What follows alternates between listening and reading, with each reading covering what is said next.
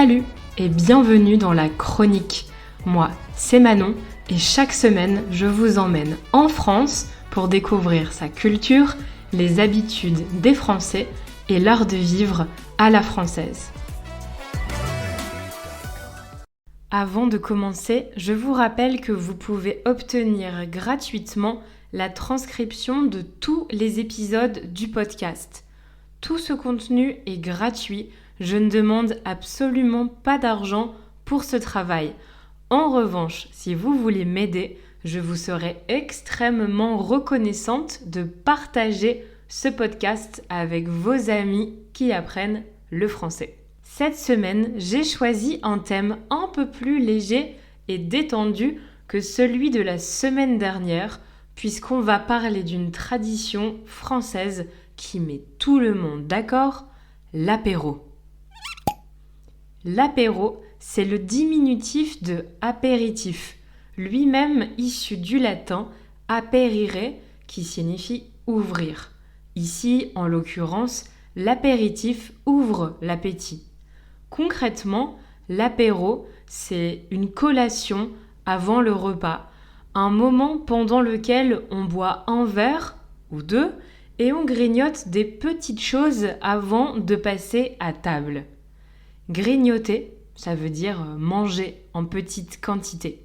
L'habitude de prendre l'apéro remonterait au Moyen-Âge, période pendant laquelle on affirmait qu'avaler une boisson digestive à base d'herbes avant le repas facilitait la digestion. Mais bien avant déjà, les Gaulois avaient l'habitude de boire une boisson épicée avant le dîner. Les Romains, eux, buvaient des boissons sucrées comme des vins au miel. Bref, l'apéritif n'est pas un rite récent et n'est pas non plus une création française, puisque c'est une habitude qu'on partage avec nos voisins italiens et espagnols. Que ce soit dans un bar ou à la maison, la semaine ou le week-end, en famille, entre amis, collègues ou voisins, l'apéro est aujourd'hui une étape incontournable de la vie en France. Selon une étude, un Français sur deux prendrait l'apéro au moins une fois par semaine. Un Français sur deux, c'est la moitié des Français, 50%.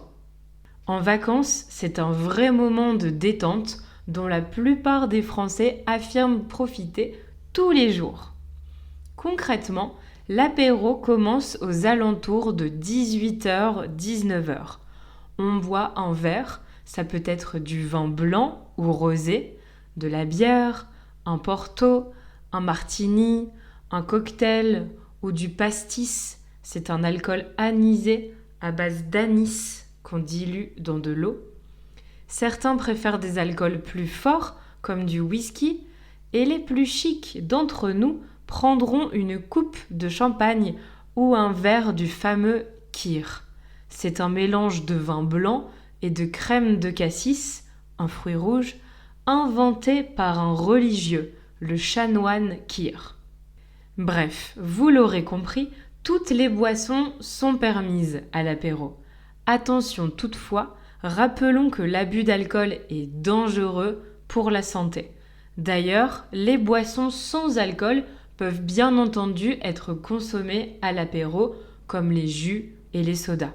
Côté nourriture, tout est permis également. Si vous êtes convié chez des Français, vous serez invité à vous installer confortablement dans le salon et vous verrez sûrement sur la table basse des biscuits apéritifs en tout genre, des biscuits salés, des chips, des cacahuètes, des pistaches, des olives ou des fruits frais comme du melon, du raisin, de la pastèque.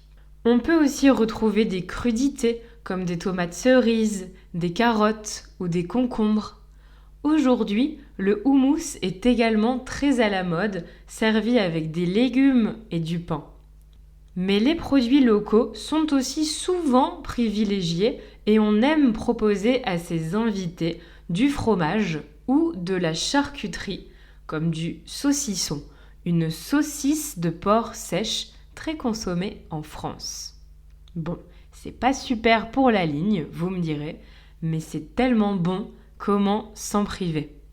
Pour les occasions un peu plus spéciales, comme un anniversaire ou un dîner important, ou le soir de Noël par exemple, on met les petits plats dans les grands et on propose des choses plus sophistiquées. Mettre les petits plats dans les grands, ça veut dire qu'on fait beaucoup d'efforts pour préparer un dîner et recevoir ses invités. On fait quelque chose qui sort du commun pour accueillir ses amis ou sa famille. On dresse alors une jolie table et on prépare des petits fours. Ce sont des amuse-bouches, en général à base de pâte feuilletée. On peut aussi servir des produits plus raffinés comme du poisson, des œufs de poisson, des coquilles Saint-Jacques, du foie gras. En fait, il n'y a pas vraiment de règles pour l'apéritif. Vous servez ce que vous voulez et vous pouvez laisser libre cours à votre créativité. Dans toutes les librairies, vous trouverez même de nombreux livres de cuisine spécialisés dans l'apéro, avec des recettes faciles et originales pour surprendre ses invités. Bon, je le reconnais, j'en ai même acheté quelques-uns. En revanche, s'il y a bien une règle importante à suivre quand vous buvez un verre avec des Français, c'est celle-ci. N'oubliez pas de trinquer avec vos hôtes, les personnes qui vous ont invité, avant de boire. Trinquer, c'est entrechoquer deux verres. Choquer son verre avec un autre verre pour boire à la santé de quelqu'un. En trinquant, on dit chin chin, santé, à la nôtre ou à la tienne. Saviez-vous que, à l'origine, l'action de trinquer n'est pas un acte de convivialité, de sympathie, mais bien de méfiance, de peur? La tradition remonte au Moyen Âge. À cette époque, les empoisonnements étaient courants.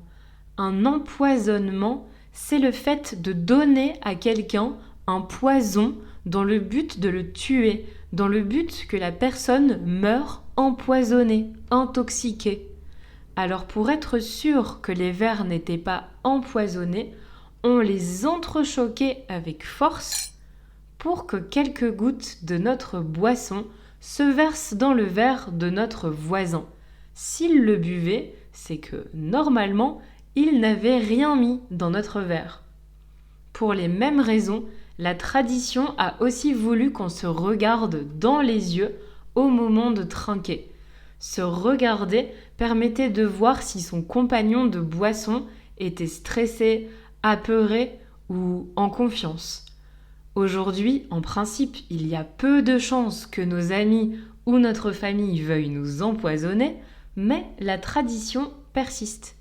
Et on dit que ne pas se regarder dans les yeux porte malheur. Enfin, dernière chose à savoir pour passer inaperçu dans un groupe de Français, si vous êtes nombreux autour de la table et que vous trinquez tous en même temps, sachez que vos bras ne doivent pas se croiser au risque d'être maudits de 7 années de mauvais amour. Attention, on ne plaisante pas avec les traditions de l'apéro. L'apéro est donc un moment de partage et de convivialité. On brise la glace, on s'échauffe avant de passer à table. Il n'y a pas de règle, mais en moyenne, un apéro dure 1 heure. Ça laisse le temps de boire un verre ou deux et de papoter, de discuter avec ses invités. Ça laisse également un peu plus de temps à la personne qui vous invite de finir de préparer le dîner. D'ailleurs, en parlant de dîner, les Français aiment tellement l'apéro qu'ils ont créé un concept unique, l'apéro dînatoire.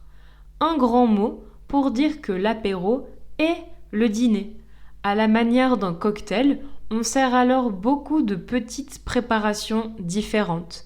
C'est pratique, c'est rapide et ça évite de préparer un vrai dîner quand on n'a pas le temps ou qu'on organise quelque chose d'improvisé, qui n'était pas prévu à l'avance. Sachez qu'il est également possible d'organiser un apéro en extérieur.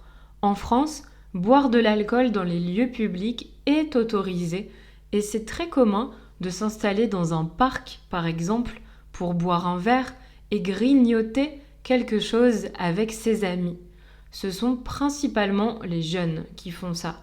À Paris, vous pouvez voir de nombreux étudiants qui prennent l'apéro au bord de la Seine quand il fait beau. Ils boivent de la bière, mangent des chips. C'est simple, mais tellement agréable de profiter du soleil avec un petit verre à la main. D'ailleurs, connaissez-vous l'expression « à la bonne franquette » ? À la bonne franquette, ça signifie en toute simplicité, sans cérémonie. On dit aussi sans chichi, une expression très mignonne, je trouve. Recevoir ses amis à la bonne franquette, organiser un dîner sans chichi, c'est partager un repas simple, pas sophistiqué. Par exemple, parce qu'on mange dans des assiettes en carton ou qu'on boit dans des gobelets, des verres en plastique, ou parce qu'on a commandé des pizzas qu'on mange avec les doigts.